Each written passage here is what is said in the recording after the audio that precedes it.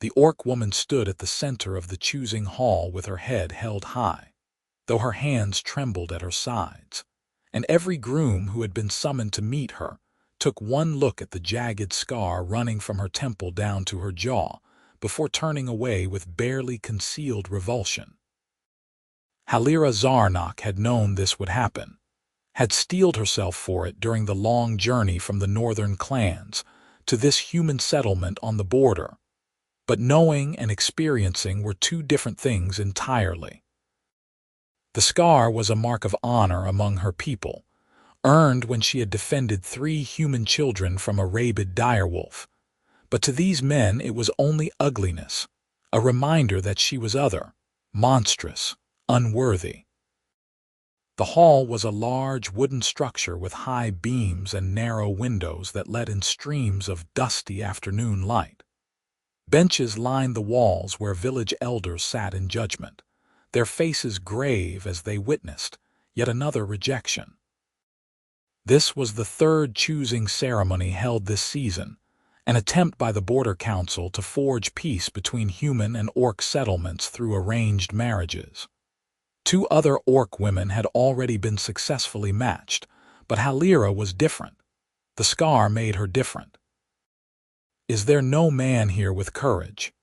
The human magistrate's voice rang out, frustration evident in every syllable. "This woman traveled for weeks to honor the treaty. She has proven herself a skilled hunter and healer. Will you all turn your backs on peace?" The remaining unmated men shifted uncomfortably.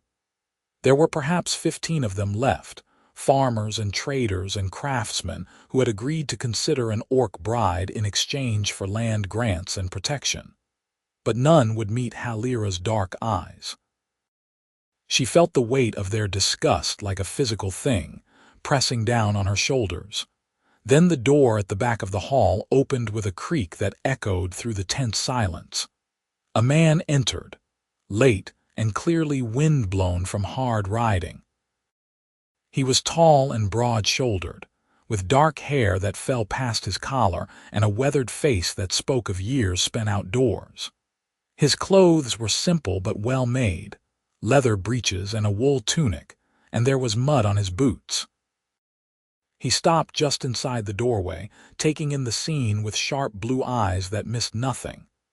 "Barrett Xander," the magistrate said with obvious relief. "We had given up on you." "My apologies," the man said, his voice deep and steady. "One of my mares was foaling. I could not leave her." He moved forward, his gaze settling on Halira with an intensity that made her breath catch. He did not look away. He did not flinch at the sight of her scar. Instead, he studied her face with what seemed like genuine curiosity, then let his eyes travel down to assess her build, her stance, the calluses on her hands that marked her as a worker. "This is Halira Zarnok," the magistrate said quickly. "She is 23 years of age, trained in hunting, tracking, and herbal medicine. She speaks our language fluently and has expressed willingness to adapt to human customs while maintaining aspects of her own culture." Barrett nodded slowly. He walked closer, stopping a respectful distance away. Up close, Halira could see the fine lines around his eyes, the silver threading through his dark beard. He was perhaps 10 years older than her, maybe more. There was something solid about him, something calm that contrasted sharply with the nervous energy of the other men. "May I ask how you got that scar?" he said, addressing her directly rather than speaking through the magistrate. Halira straightened her spine. "I was tracking near the border 2 winters ago. I heard screaming. 3 human children had wandered into the forest and were being attacked by a direwolf, maddened by disease. I killed it, but not before it marked me. The children lived. Yes, I carried them back to their village myself." Barrett's expression shifted, something warming in those blue eyes. "That was brave." "It was necessary," Halira said, though her voice wavered slightly at the unexpected praise. He held her gaze for a long moment, then turned to the magistrate. What are the terms of the arrangement?" The magistrate seemed stunned by the question, as if he had not expected anyone to actually inquire. He recovered quickly, clearing his throat. "The same as for all matches. You would be granted an additional 50 acres of land, tax relief for 3 years, and a monthly stipend from the Peace Fund. In exchange, you agree to marry the chosen orc woman, provide for her, and treat her with the respect due a wife. The marriage must be genuine and binding under both human and orc law. And if I agree, we leave today. Yes, the ceremony can be performed immediately." Barrett looked back at Halira. "Do you consent to this match?" The question surprised her. No one had asked for her consent, not really. The other grooms had not even acknowledged that she had a choice in the matter. She searched his face for mockery or pity, but found neither. He was asking because he wanted to know, because her answer mattered to him. "I consent," she said quietly. "Then I will take you as my wife," Barrett said, and he stepped forward and extended his hand. Halira stared at his calloused palm, at the scars that marked his knuckles, and felt something tight in her chest begin to loosen. She placed her hand in his, her green skin stark against his tanned flesh, and his fingers closed around hers firmly, warmly. A murmur rippled through the hall, but Barrett ignored it entirely, his attention focused solely on her. The ceremony was swift and efficient, performed by a village priest who seemed more interested in completing the ritual than in celebrating any union. Barrett spoke his vows in a clear voice, promising to honor and protect Halira, and she repeated the words in her own language before translating them into his.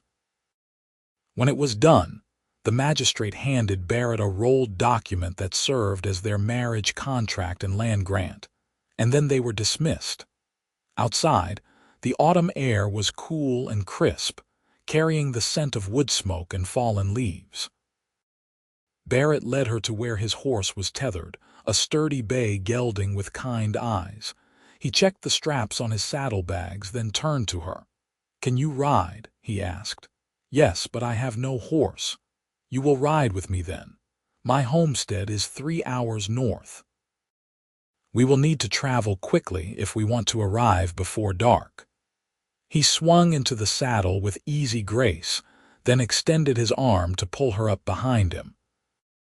Halira hesitated only a moment before accepting, allowing him to haul her up so that she sat behind him, her arms awkwardly hovering at his sides. She had never been this close to a human man before, close enough to feel the warmth of his body through his clothes, to smell the scent of horse and leather and something earthier, more personal. "You will need to hold on," Barrett said over his shoulder, and there was a hint of amusement in his voice. Halira wrapped her arms around his waist, acutely aware of the solid muscle beneath her hands, and felt him urge the horse into a steady trot that soon became a canter. They left the village behind, following a rutted road that wound through farmland and then into deeper forest. Barrett did not try to make conversation, seemingly content with the silence, and Halira was grateful for it. Her mind was spinning, trying to process everything that had happened in the last hour. She had expected rejection. She had been prepared for it, had braced herself for the humiliation of being turned away by every man, of having to return to her clan in shame. But Barrett Xander had stepped forward when no one else would, had looked at her with respect rather than disgust, had asked for her consent. It made no sense. Men did not behave this way, especially not toward orc women, especially not toward scarred ones. The forest thickened around them, oak and pine crowding close to the road, their branches forming a canopy that filtered the sunlight into dappled patterns. Halira caught glimpses of movement in the undergrowth, rabbits and squirrels going about their business, and once a deer that bolted at the sound of the horse's hooves. The rhythm of the ride was soothing, and despite her anxiety, she found herself relaxing slightly against Barrett's back. As the sun began to sink toward the horizon, they emerged from the forest into a wide clearing. Ahead, nestled against the edge of the trees, stood a sturdy log homestead with a sloped roof and a stone chimney from which no smoke currently rose.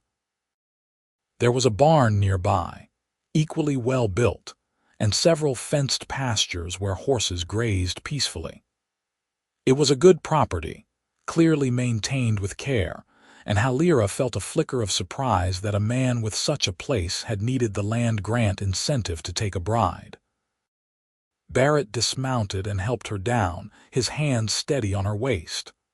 "Welcome to your new home," he said simply, and there was no irony in his voice, no hesitation. He meant it.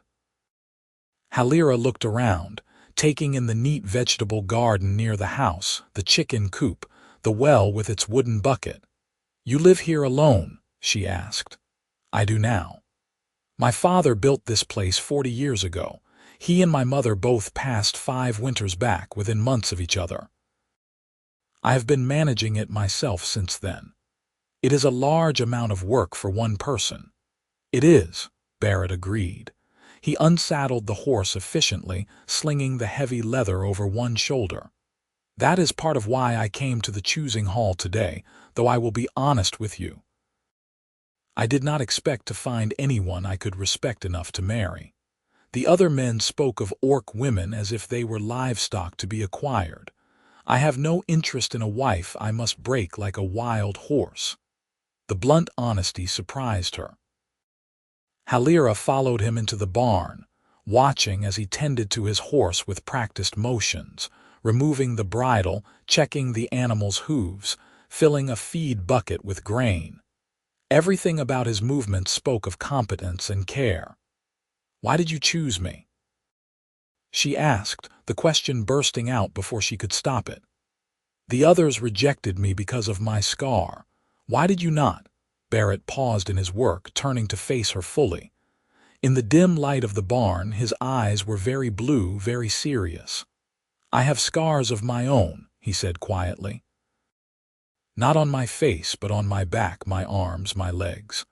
I was a soldier once, fought in the border wars before the treaty. I have killed orcs in battle, and I have seen good men die badly. When the fighting ended, I came home because I was tired of blood and death. I wanted to build something instead of destroying it." He stepped closer, his expression intent. "When I looked at you today, I did not see a monster. I saw a woman who had protected children at great cost to herself, who had traveled far from her home to honor a promise, who stood with dignity even as men insulted her with their rejection. That is courage, Halira. That is strength. Those are qualities I admire, qualities I want in a partner." Halira felt her throat tighten with emotion. No one had ever spoken to her this way, with such direct respect, such clear acknowledgement of her worth. Among her clan, she was valued as a warrior and hunter, but the scar had marked her as unmarriageable. The orc men wanted mates who were beautiful and unscarred, who could bear strong children without the taint of disfigurement. She had thought herself resigned to a life alone. "I do not know how to be a wife," she admitted, her voice rough. "Especially not a human wife. Our customs are different." "Then we will figure it out together," Barrett said. "I am not looking for perfection, Halira. I am looking for partnership. For someone who will work alongside me, who will share the burdens and the rewards. Can you do that?" She met his gaze and nodded slowly. "I can try. That is all I ask." He finished with the horse and led her back outside, into the fading light.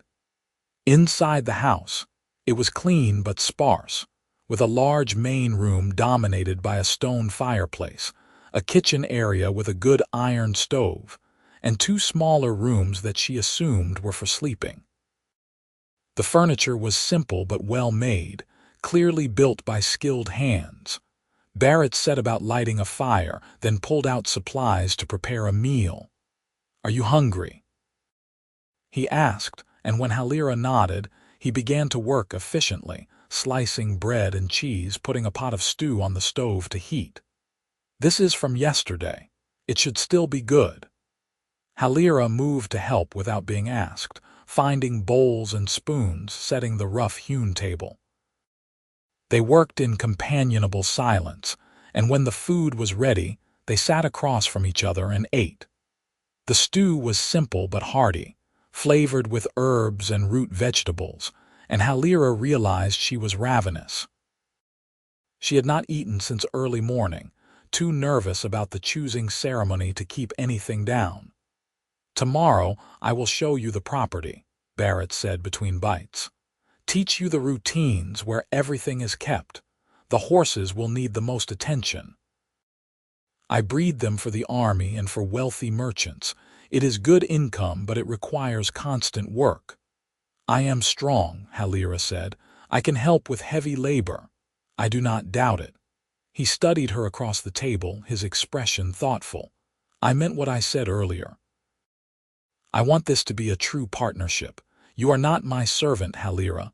You are my wife. Your opinions matter. Your needs matter. If something troubles you, I expect you to tell me." The words were almost overwhelming. Halira nodded, not trusting her voice. After they had eaten and cleaned up, Barrett showed her the sleeping arrangements. There were 2 rooms, one larger with a substantial bed, one smaller with a narrow cot. "You may have the larger room," he said. "I will sleep in the other. When you are ready, if you ever are, we can discuss different arrangements. But I will not force myself on you, Halira. That is not the kind of marriage I want." Relief flooded through her, so intense it was almost painful. She had been bracing herself for this, for the possibility that he would demand his marital rights immediately, that the kindness had been a facade to be dropped once they were alone. But Barrett was stepping back, giving her space, giving her choice. "Thank you," she whispered. He nodded and withdrew to his own room, closing the door quietly behind him. Halira stood in the larger bedroom, looking around at the space that was now supposedly hers. The bed was larger than any she had slept in before, piled with quilts and furs. There was a chest for clothes, a small table with a basin and pitcher of water. She sat on the edge of the bed, her legs suddenly weak, and pressed a hand to her scarred face. What had she done? She had married a human man she did not know, had agreed to live among people who would always see her as other, as monstrous. And yet Barrett had looked at her and seen worth. He had taken her hand when no one else would. That had to mean something. Sleep came slowly that night, but when it finally claimed her, it was deeper and more peaceful than she had known in months. The days that followed fell into a rhythm that was both strange and oddly comforting. Barrett woke early before dawn, and Halira quickly matched his schedule. They worked together to feed and care for the horses, mucking out stalls, checking hooves, repairing fences. The physical labor was demanding but satisfying, and Halira found herself enjoying the work, enjoying the quiet competence with which Barrett approached every task. He was a patient teacher, showing her how to read the signs of a horse's mood, how to handle a nervous mare, how to mix the proper feed. In turn, she shared her knowledge of the forest, pointing out tracks and signs that he had missed, teaching him which plants could be harvested for medicine. They spoke more each day, the conversations growing easier, more natural. "You said you were a soldier," Halira said one afternoon as they worked to shore up a section of fence that had been damaged by a fallen tree. "Do you regret that life?" Barrett hammered a nail with 3 precise strikes before answering. "I regret the killing. I do not regret the service. I believed I was protecting my people, and maybe I was. But the cost was high, higher than I understood when I first enlisted." "You have nightmares," Halira observed. She had heard him through the walls, the muffled sounds of distress in the deep of night. He glanced at her, surprised. "Yes, do they wake you?" "Sometimes. I have them too." "About the direwolf, about many things. War came to my clan as well, Barrett.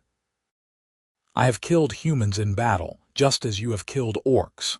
The peace is new and fragile for both our peoples." He set down his hammer, turning to face her fully. "Does it bother you being married to a human, to someone who might have killed your kin?" Halira considered the question carefully. "At first I thought it would, but you are not the soldiers I fought. You are Barrett, who tends his horses with gentle hands, who offered me respect when no one else would. That is who you are to me now." Something shifted in his expression, a softening around his eyes.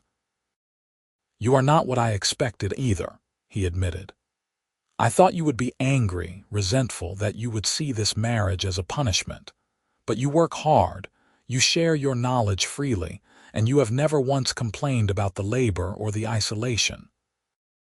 "This is not isolation to me," Halira said quietly. "This is peace.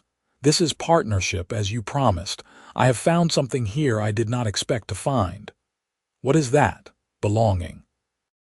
Barrett held her gaze for a long moment, and Halira saw her own feelings reflected in his face, that careful hope, that growing warmth. He reached out slowly, giving her time to pull away, and when she did not, he brushed his fingers against her scarred cheek with infinite gentleness. "You belong here," he said, his voice rough with emotion. "With me, if you want to." Halira felt her breath catch, felt the careful walls she had built around her heart beginning to crumble. She leaned into his touch, just slightly, and saw his eyes darken with something that made her stomach flutter. But before either of them could say more, the sound of horses approaching broke the moment. Barrett pulled back, his expression shifting to alert caution. Halira followed him as he strode toward the front of the house, where 3 riders were dismounting in the yard. They were human men, dressed in the rough clothes of farmers, and their faces were hard with suspicion and anger. The one in front, a broad man with a red beard, spat into the dirt as Barrett approached. "Xander," the man said, his voice dripping with contempt. "Heard you took the orc woman from the choosing hall. Wanted to see for ourselves if it was true." "It is true," Barrett said evenly. "Halira is my wife, properly wed and registered." "Is there a problem, Dalton?"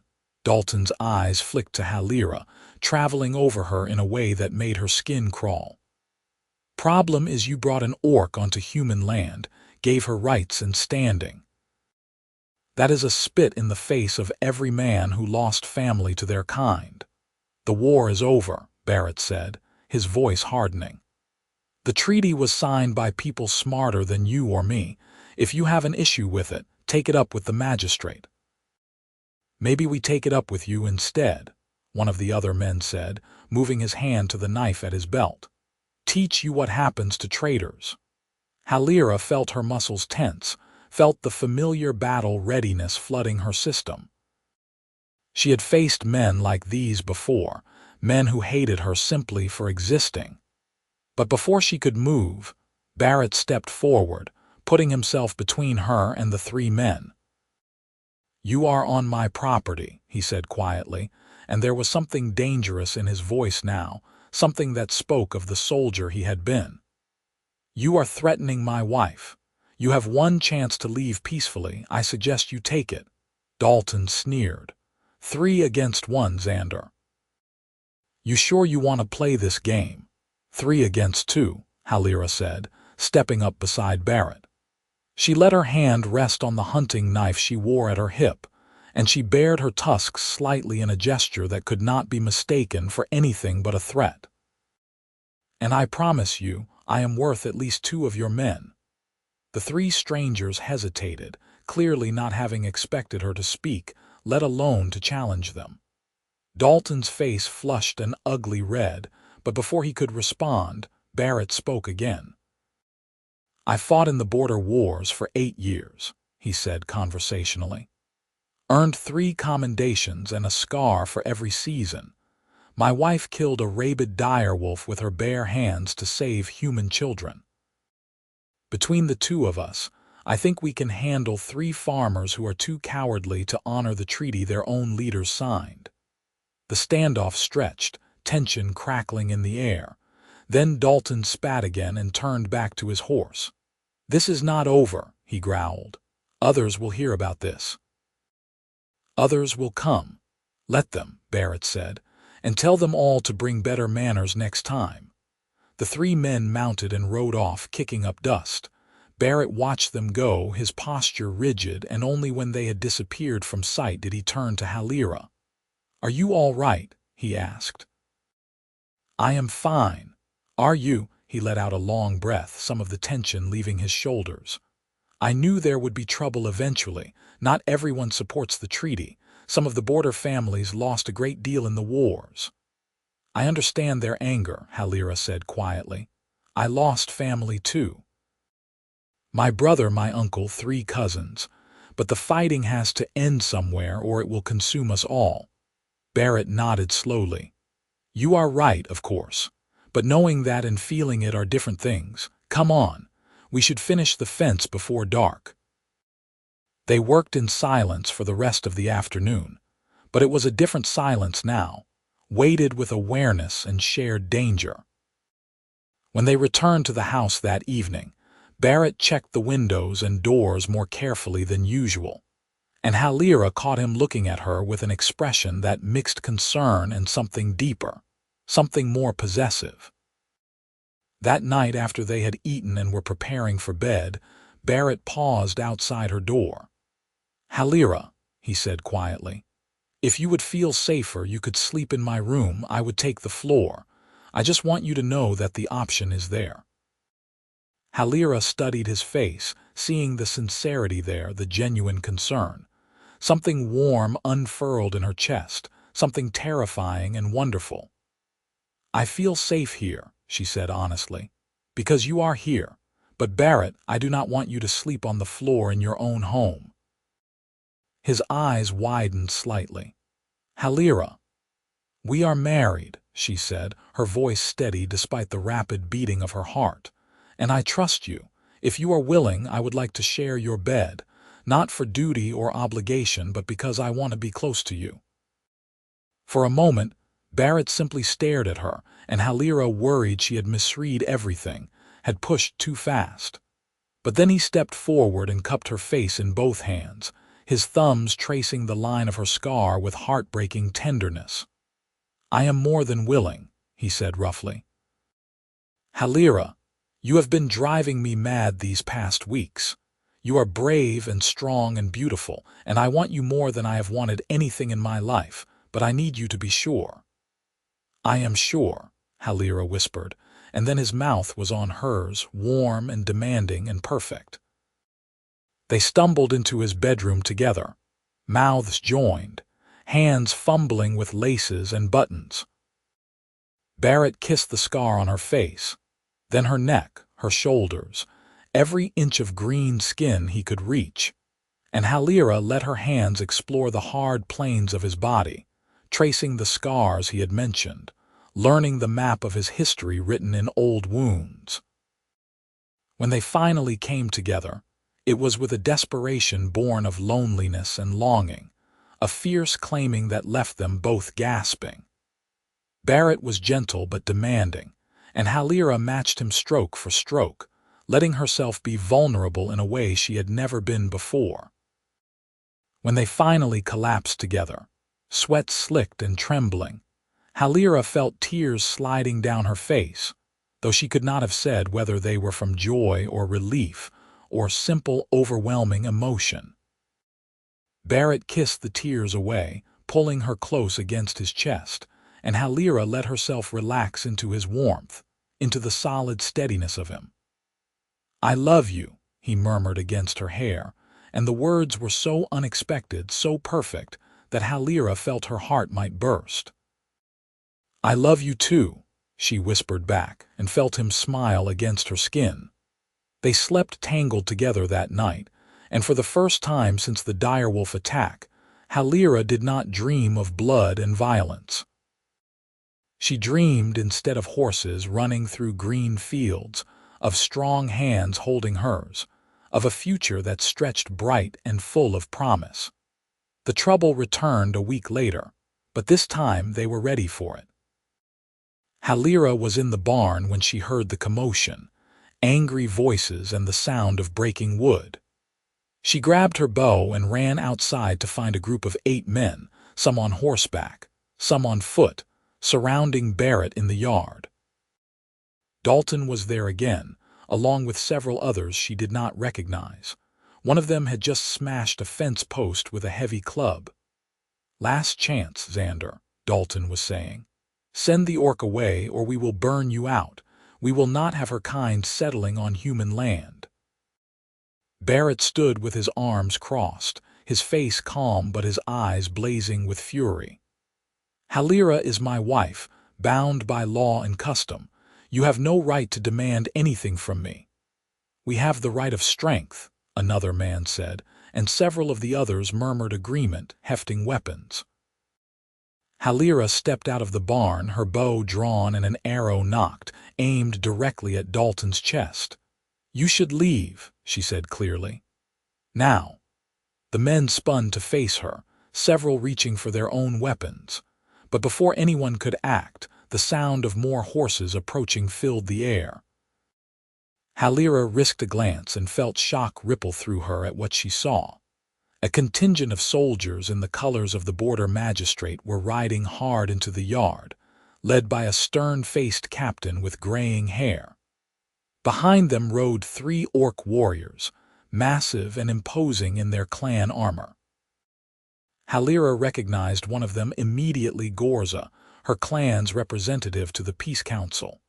"Stand down, all of you," the captain barked, and his men surrounded the group of hostile farmers with practiced efficiency.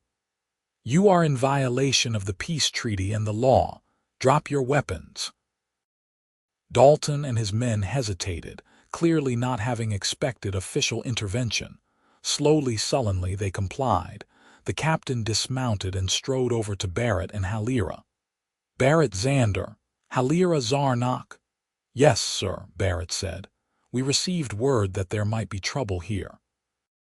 "The magistrate takes treaty violations very seriously. These men will be arrested and tried." He turned to address Dalton directly. "You and your friends will be fortunate if you only face fines and community service. Threatening a legal marriage, destroying property, and attempting to undermine the peace accord are serious crimes." Gorza dismounted and approached Halira, his scarred face softening slightly when he saw her. "Halira," he said in the orc tongue, "you are well." "I am well, Gorza," she replied in the same language. "My husband treats me with honor." Gorza's gaze shifted to Barrett, assessing. Then he spoke in accented but clear human language. "You are the one who chose my clanswoman when others would not." "I am," Barrett said steadily, meeting the larger orc's eyes without flinching. Gorza stared at him for a long moment, then nodded slowly. "You have courage. That is good. She deserves courage." He turned back to Halira. "The clan was concerned when we heard of the difficulties at the choosing hall. I came to ensure your safety, to bring you home if needed, but I see you have found your place." Halira felt tears prick her eyes again. She had not realized how much she had needed to hear that, to know that her clan still cared, that she had not been forgotten. "I have found my place," she agreed softly, "but I would like to visit when the seasons allow, to show my husband to our people so they can see that the peace is real." "That would be welcome," Gorza said. "You will be honored when you return, Halira. Word of your bravery with the children has spread. You are seen as a hero among the clans now." The weight of shame and rejection that Halira had carried for so long lifted suddenly, completely. She reached for Barrett's hand, lacing her fingers through his, and felt him squeeze gently in support and solidarity. The soldiers arrested Dalton and his men, leading them away with promises of swift justice. The captain stayed long enough to take statements, and to ensure that the property damage was documented for compensation. Gorza and the other orc warriors departed with assurances that they would spread word of the successful match, that they would make it known that humans who honored the treaty would find friends among the clans. When everyone had finally left and quiet had returned to the homestead, Barrett and Halira stood together in the yard, watching the sun set over the forest. Barrett's arm was around her waist, solid and sure, and Halira leaned into his warmth. "That was more excitement than I expected when I woke up this morning," Barrett said dryly, and Halira surprised herself by laughing. "Welcome to marriage with an orc woman," she said. "There is never a dull moment. I would not have it any other way." He turned her to face him, his expression serious. "When Gorza mentioned visiting the clans, you spoke of showing me to your people. Did you mean that? You want me to meet your family, of course," Halira said, surprised by the question. "You are my husband, Barrett. My family is your family now." "Unless you would rather not." "No, I want to," he said quickly. "I just was not sure if you would be comfortable bringing a human into orc lands." Halira cupped his face in her hands, feeling the rasp of his beard against her palms. "You stepped forward when no one else would. You looked past my scar and saw me. You have given me a home, a partnership, and love. I want the whole world to know that you are mine, Barrett Xander, and I do not care who is made uncomfortable by it." He kissed her then, deep and thorough, and Halira lost herself in the taste and feel of him, in the knowledge that this man was hers and she was his, that they had chosen each other against all odds and expectations. When they finally pulled apart, both breathing hard, Barrett rested his forehead against hers. "We should go inside," he murmured. "It has been a long day." "It has," Halira agreed. "But first, I want to stand here with you a moment longer. I want to look at our land, our home, and feel grateful." So they stood together as the last light faded from the sky, as stars began to appear overhead, and Halira thought about how much her life had changed in such a short time. She had gone from rejected and scarred to loved and valued. She had found not just a husband but a true partner, someone who saw her strength and celebrated it, who was not threatened by her differences but intrigued by them. The road ahead would not be easy. There would be more Daltons, more people who could not accept the peace, who could not see past old hatreds. But Halira was no longer afraid. With Barrett beside her, she could face anything. Together, they would build a life that honored both their peoples, that showed what was possible when courage and compassion won out over fear and prejudice. Winter came early that year, bringing snow that blanketed the homestead in pristine white. Halira and Barrett worked together to prepare, stocking the larder with preserved foods, ensuring the barn was secure and warm for the horses, cutting enough firewood to last through the coldest months. The work was hard but satisfying, and on the darkest nights, they would sit together by the fire, Barrett teaching Halira to read human script while she taught him the oral histories of her people. On the longest night of winter, Barrett surprised her by presenting a gift he had been working on in secret. It was a cloak, beautifully made from soft wool dyed in shades of green that complemented her skin. But what made Halira's breath catch was the embroidery along the hem and collar orc clan symbols intertwined with human harvest patterns, a perfect blending of both their cultures. "I wanted you to have something that honored both halves of who we are together," Barrett explained, looking almost nervous. "I had to ask Gorza about the symbols when he visited. I hope I got them right." Halira traced the careful stitching with trembling fingers, overwhelmed by the thoughtfulness, by the hours of work this represented. "It is perfect," she whispered. "Barrett, this is the most precious thing anyone has ever given me." She wore the cloak constantly after that, taking pride in the way it announced her dual heritage, her belonging to both worlds. And when spring came and the roads cleared, they made the journey to her clan's lands together. Barrett riding beside her on matched horses, both of them wearing clothes that blended human and orc design. The reception at the clan settlement was cautious at first, the orc warriors eyeing Barrett with suspicion. But Halira's mother, a formidable woman with silver-streaked hair and scars of her own, took one look at the way Barrett positioned himself protectively near Halira, at the way his eyes never left her face, and she smiled broadly. "So this is the human who saw past the scar to the warrior beneath," she said in the orc tongue, and then repeated it in human language for Barrett's benefit. "Welcome, son of my daughter's heart. You are brave to come here." "I go where my wife goes," Barrett said simply, and the gathered orcs murmured approvingly at his directness. They stayed for 2 weeks, and Barrett proved himself repeatedly through his willingness to learn orc customs, his respect for their traditions, and his genuine love for Halira that was obvious to everyone who saw them together. He listened to the clan elders speak of the old ways, helped with repairs around the settlement, and even participated in a hunt, acquitting himself well enough to earn grudging respect from the young warriors. On their last night, the clan held a bonfire celebration in their honor, declaring that Halira and Barrett's marriage would be held up as an example of what the peace could mean, of the strength that came from unity rather than division.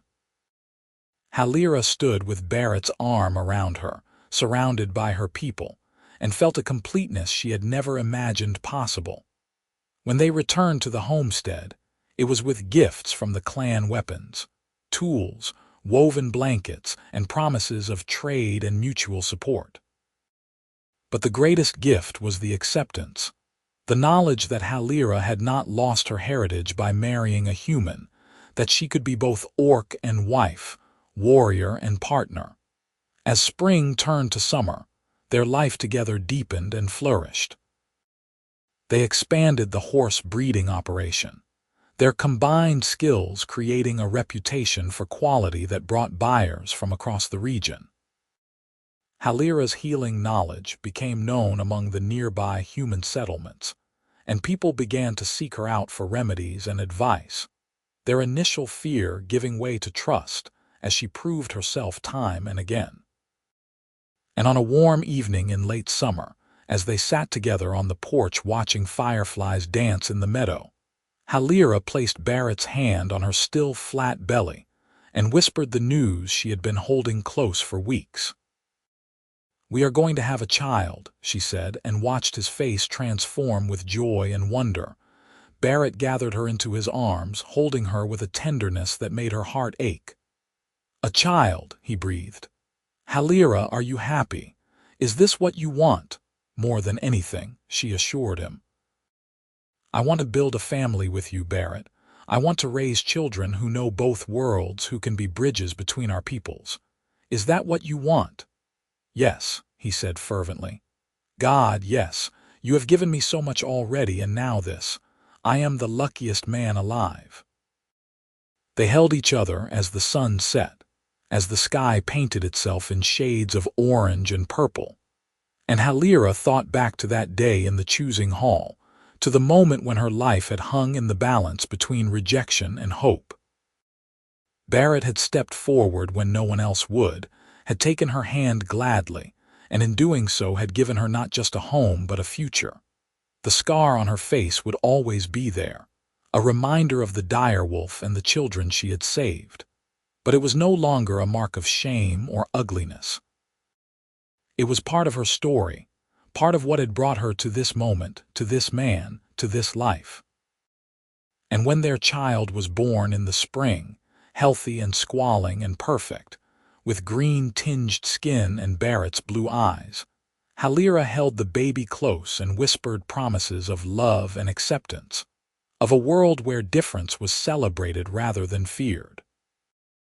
Barrett stood beside her, his hand gentle on her shoulder, and together they looked down at the new life they had created, at the living symbol of their love and their defiant hope. Outside, the world continued to turn, prejudice and fear still existing in dark corners. But here, in this homestead on the border between human and orc lands, two people had chosen each other against all odds and built something beautiful and true. And that, Halira thought as she looked up to meet Barrett's eyes, as she saw her own joy and love reflected back at her, was enough to change the world.